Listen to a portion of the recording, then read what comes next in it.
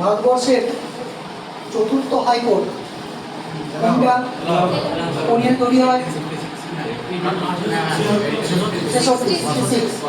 সেই সময় ভারতবর্ষে গভর্নর জেনারেল কে ছিলেন? আন্দাজ করো 66 আসতে থাকতে পারে।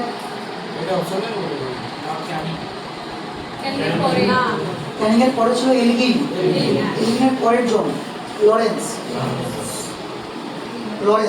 John Lawrence. এই লরেন্সের আমলে খুব বড় ঘটনা হচ্ছে, কি পড়বে? ভুটানের সাথে যুদ্ধ হচ্ছে, ভুটান দেশ। এটা শেষ হবে ট্রিটি অফ সিনচুলা, সিনচুলার সন্ধির দ্বারা। এটা শুনবে ইউরোপের সাথে টেলিগ্রাফ যোগাযোগ শুরু হবে, এটাকে বলছিল না।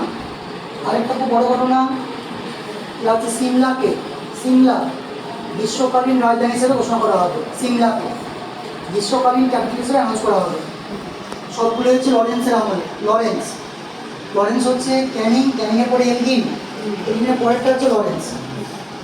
খুব বড় ঘটনা, পরীক্ষার জন্য ইম্পর্টেন্ট। ভারতবর্ষের চতুর্থ হাইকোর্ট এলাহাবাদ হাইকোর্ট 1866। ইউরোপের সাথে টেলিগ্রাফ যোগাযোগ লরেন্সের সময়কালে। সিমলাকে গ্রীষ্মকালীন রাজধানী হিসেবে ঘোষণা করা হচ্ছে, সবগুলোই লরেন্সের আমলে।